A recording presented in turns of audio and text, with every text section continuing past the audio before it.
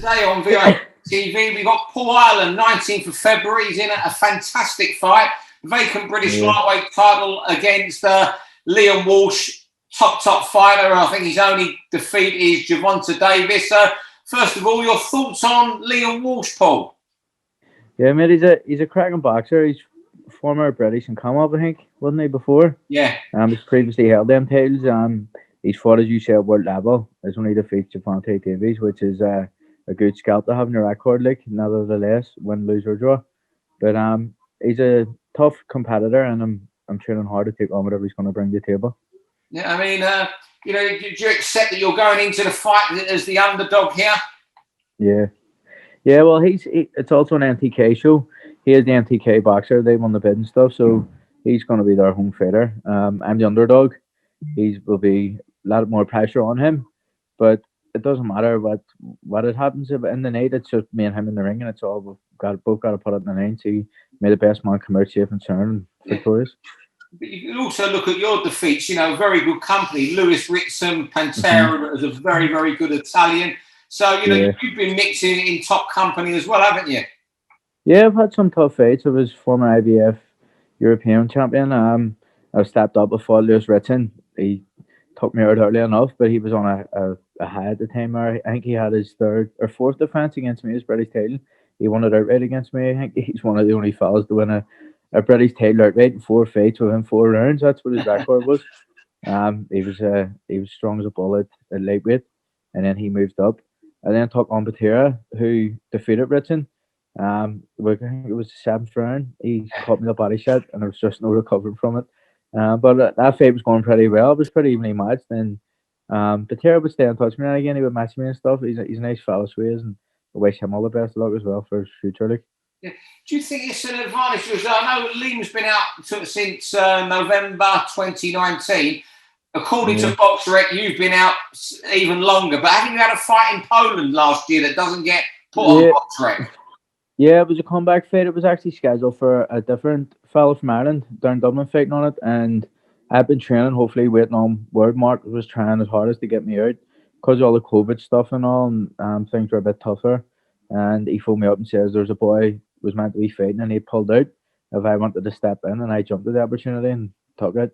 Went over to Poland, and it's good just to get back in the ring and get the ring rust off. As you say, I was out of the ring for a long time there, so it was good to get the ring rust off and get a bit of movement about and stuff. And I'm straight back at it. I didn't stop, and I've been training right through for this here fight.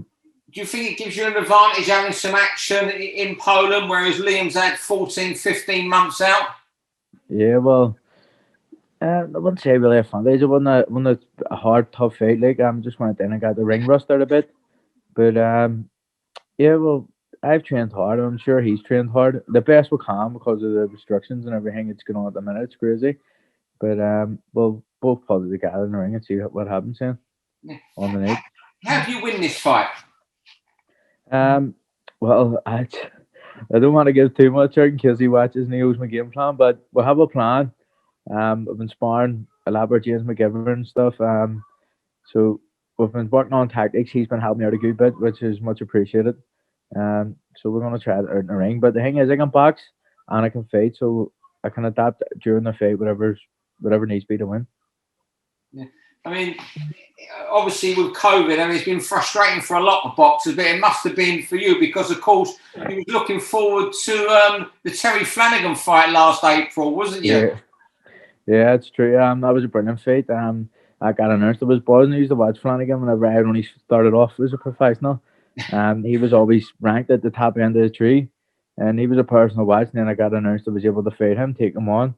That was for a WBO European, I think it was. Yeah. And then all the COVID things, that's whenever everything was pretty tight.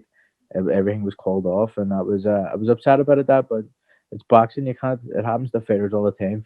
Fighters train right up. It was called off about 6 weeks before, but has been fighters who've been called up. Fights have been cancelled days before and things. So it wasn't as bad as that, but I was upset I didn't get to fight him for the title. I mean, if you win this title in February, would you like to fight Terry? Because that's the fight you've been ready for. That must be a fight that really appeals to you. Yeah, Terry's still a highly ranked boxer, world level, like world champion and stuff. So, it's a fight that interests me. Yeah, of course.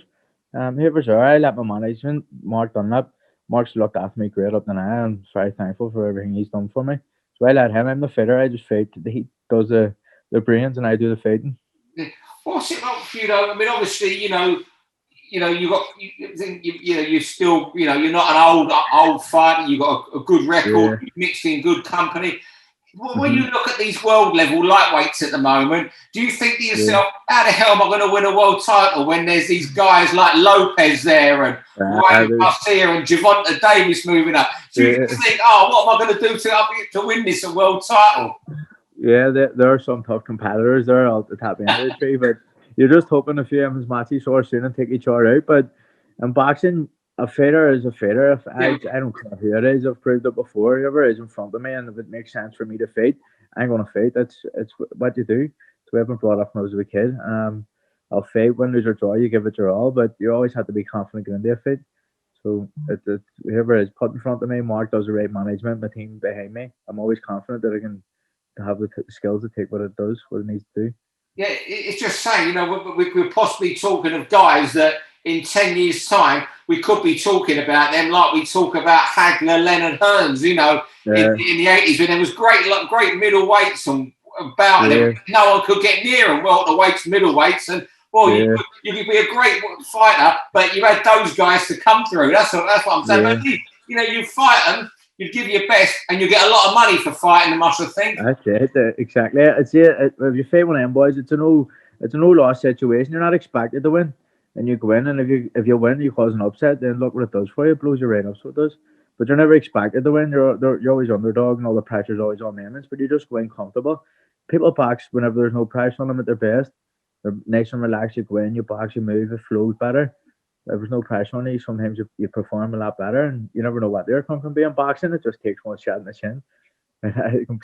Any fight can be upset, so you just do what you need to do. And of course, if you win, you'll be taking over from your stablemate James Tennyson. Do you train with James at all? Yeah, James is one of the mix up there as well. James is very underrated, so he is. I spar with James as well. I spar with James at the start of the camp. And James is a big banger, let me tell you. He had 12 or 16 ounce gloves on, so I can imagine what 8 ounce gloves would do. But as team get a mix rounds, them boys are obviously have a lot more exposure on them. But see if James hits him's combination, he could take on him out like big time, so he can bang with both hands. Yeah.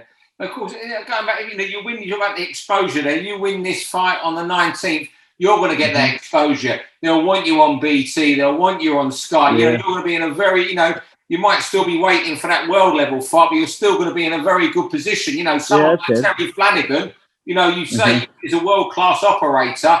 He will maybe need you now. Yeah, 100%. It puts you in there. This is why you box, to get the big fights. You box for the love of the sport. I've been boxing from as a kid, as I say. And you want these big fights. You want to get this win, drive you on. You want big exposure. You want TV fights. It's just all part of the plan, isn't it? So hopefully you can get this here, and then people once you win a title like this, you'll have a lot of people trying to call you out and trying to hang. But as I say, Mark's always brought me, guided me along, and I've always had trust in him. And for now, he's always done brilliant, so he has. So I just let them stick with it, and they tell me who to fight, and I just get in there. I can do what I can do. That's it. You should want people to call you out, because if you are, it means you've most probably won the British title if they're calling you out. Yeah, 100%. That's it. And exposure is good exposure, isn't it? Yeah. And tell us about your family, because there's loads of you that box, isn't there? No, that's that. A lot of people get that mixed up. That's the Highlands from Dublin. There's a lot of Highlands from Dublin, but people always think they're Paul Hyland family from Dublin, aren't I? Yeah, the Highlands from Dublin. Yeah, actually, I remember whenever I was over fighting against Ritson over in Newcastle. There was this wee old fella, and he came up to me, and he had a picture cut out of Paul Hyland from Dublin, and he says to me, "Hello, will you sign it?" And I looked at the picture, and I says, "Look, that's not me, but I'll sign it for you anyway if you want." He says, "Just sign away." He says, "I'm a silly old man." But a lot of people get us mixed up. But we're good friends. Like, I get on with all them lads, but we're not related, so we're not. They're just a well-boxing family as well, so they are. Yeah, show my ignorance there, because I thought you was all. I thought you were related to Paul. Yes, I remember Paul when he was in England training in Sheffield. Yeah, no, we're not related. It's just a lot of people always think out there, and it's a lot of people always say it, but We've no relation at all, just friends, as I say. I know them boys from when I was from a lot younger, so they're a good bunch of lads, so they're.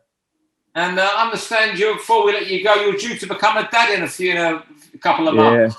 Yeah, that's true. It's actually due 3 days before my birthday. My birthday's 17th of June, and we're having a wee girl. It's June the 14th, so I have a lot of stuff to get ready for that as well. So the odds are, as I say, you win this fight, you must sort of be in training for your first offence then, I should think, when the baby's born. Yeah, true, Paul. Yeah, I'm always constantly training. I'm a person who likes to train and stay pretty fit, like. So I would take about a week off, and then I'll be back in training, just waiting for the next fight to come around. I always just constantly like to stay training, like to stay fit. So I never really stop, as I say. So just talking to you here, it seems to me that obviously, you know, the financial rules are great, but you box for the love of it more than anything. Yeah, that's it. I've been doing it from when I was a kid. Back from when I was 11. You fall in love with the sport early.